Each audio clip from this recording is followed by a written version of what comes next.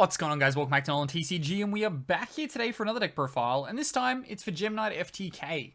So for those that have been around the channel for quite a little while, you'll probably know that I'm quite into Gem Knights. We did ride this to the top of ranked in Master Duel for a little while. Deck quite good over there. In the OCG, or in the OCG, TCG, I guess both of the actual like cardboard formats. This deck is relatively dead. However, with the new support, it's actually quite good. I've been messing around with it for a little while, trying to figure out the way I like it the most, and I think I've managed to come down with a list that is as consistent of the FTK as you can get off as possible. Essentially, yeah, it's going to involve a few things that we're going to show you along the way. But before we get started, as always, please remember to drop down below and hit that subscribe button if you are new here, because we are always happy to have new people on the channel. And let's get on into this deck profile. Before we do get started on this one, though, it is brought to you, of course, by yourplaymat.com, who got us our beautiful NolanTCG extra deck sleeves. These are available on yourplaymat.com, as well as you can get custom sleeves and custom playmats, so whatever you need for the current format. There is an affiliate link in the description down below that does get you a little bit of a discount on your order. Also, enter the code NolanTCG for 10% off your order. Also kicks back a little bit to the channel, so everything will be very much appreciated. If you're shopping there, you're getting custom sleeves, custom playmats down. Make sure to enter our code at checkout. But let's get on into this deck profile. Okay, so starting us off, we are relatively standard for the start of this Gem Knight list. So we're starting us off with 3 copies of Gem Knight Lapis. This is the only vanilla we've chosen to play. Despite the fact that you do have access to Scatter Fusion right now, and that does diversify your ease of access into your extra deck, I feel as though Lapis is still the only way you should be playing this deck if you're just purely trying to do the FTK. If you want to play like combo Gem Knights, honestly it's not that good. Blind Second is another solid way to go, where you can just play a lot of board breakers and then try and like push through for massive damage. But at the end of the day, this is the way that I would recommend playing the deck. So yeah, 3 Lapis are our only vanilla. No need to play any of the other ones. Then we have 3 copies of Gem Knight Obsidian. The reason we play 3 is because when you fuse them from hand, you get the Lapis Recursion. It doesn't come up as much as you'd think in this version of the FTK. It more lets you like build a bigger board if you don't have the FTK. This then allows you to get into some of the other options that we've put into the extra deck. We then have 3 of the new card for the monster lineup coming through after that, and that's 3 copies of Gem Knight Quartz. Opponent controls a monster, discard it, set continuous fusion spell or trap directly from the deck, but you can't special summon monsters for the rest of the turn or from the extra deck, except Gem Knight monsters. There are some situations where that lock will hurt. Most of the situations, though, that we've designed into this deck, you traditionally will give your opponent the monster first, then you'll discard, you've already done your special summoning from the extra deck, and then you can transition through to the FTK line. Then lastly, for the Gem Knight, I guess this is the last Gem Knight monster in the main deck, it's Gem Knight Lazuli. You prop this card's effect off quite regularly, so playing it at 3 is a must. We then go into, I guess, the next Gem Knight card, but it's not really a Gem Knight card, but it kind of is. 3 copies of Crystal Rose.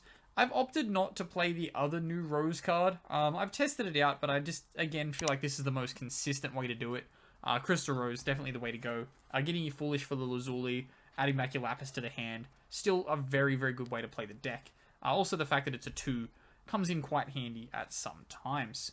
Then we go into our, I guess, the rest of our rock lineup. It's 3 copies of Adamancipator Researcher. This is the only Adamancipator you play now. You do not need to play the other 2. Now that you don't have access to Halka Fibrax, they are effectively dead cards. So just the 3 copies of Researcher. You slap down a 3, you go the Researcher. If Researcher hits, you have full combo. And that's, yeah, the easiest way to do the combo is, yeah, one of the 3s plus your Researcher. If Researcher hits, game over. We then, of course, have our 1 interactive card floating through after that. It's 3 copies of Nibiru. You ever get stopped and you have Nibiru in hand, just pass. See if they can kill you. If they can't, guess what? You Nibiru'd them, you've given them a monster, everything's gone, and your Scatter Fusion is live. We then have 3 copies of Gem Knight Fusion after that. This card is still just so busted. The fact that it can just constantly recur itself. You actually only use it once in the combo now, that you don't just have infinite resources you can keep throwing at the board. But there are situations that arise where you do use it multiple times, and those are typically when you don't have the way to FTK, and you're just trying to build a bigger board. We then have, like I mentioned before, 3 copies of Scatter Fusion coming after that. You may as well maximize on it. It is searchable, but opening it is really, really good. Typically, you want to see 4 monsters in a spell. 4 monsters in a spell will get you most of the way to where you want to be. If this monsters are right, it's even better. But yeah, 4 monsters in a spell, hopefully the good way to go. We then have our 3 copies of Unexpected Die coming through after that. It's a free body, gets you through to your links. You got to play it. 3 copies of Adamancipator Signs, free reborn, not once per turn. Yeah, really good card. We then have 3 copies of Black Garden. This is where we spoil the way that we're FTKing.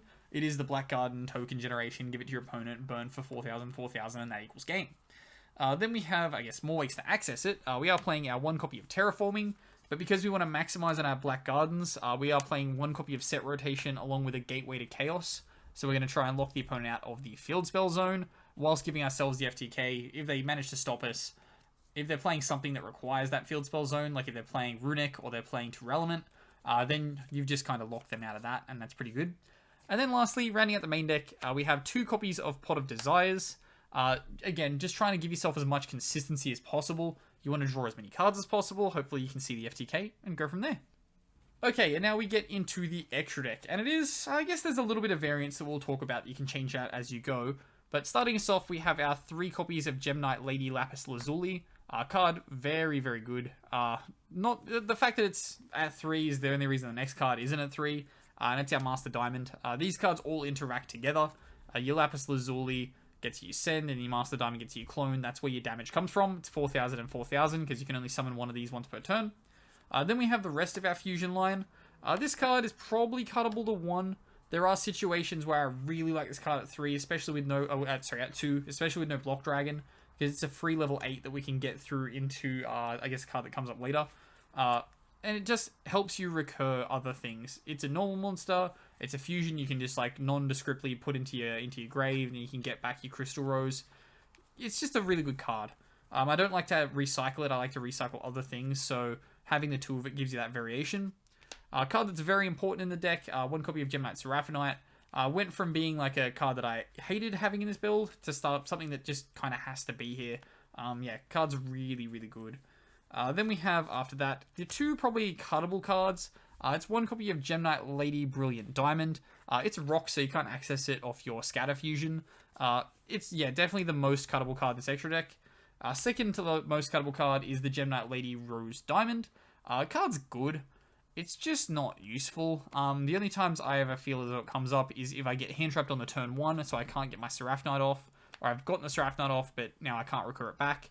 Going into the Lady Rose Diamond does help you push through for game, but there are situations where just playing the 2 Seraphonite is better, and that will be something you can consider. We then have our links, so it's 2 copies of Gem Knight Phantom Quartz.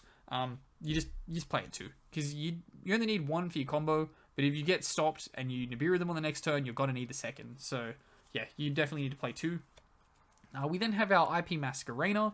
This is what we're generally making off the standard combo, like I mentioned earlier, with the 3 and the Researcher that hits. IP Masquerena is needed in that instance. We then have 1 copy of Avramax, because that's what we're going to go into off the IP Masquerena if, again, we get stopped. And then lastly, we have our Synchros. 1 copy of Garden Rose Maiden, again a 5, that's why we have the 2 and the 3. And then 1 copy of Baron de Fleur, again a really, really easy card to make in this deck. There are, a lot of ways you can just randomly shit this card out of the board, and it gives your opponent some problems at times. But that does wrap up here for the deck profile for this one. So as always, if you do have any recommendations or things you would change, do make sure to comment them down below.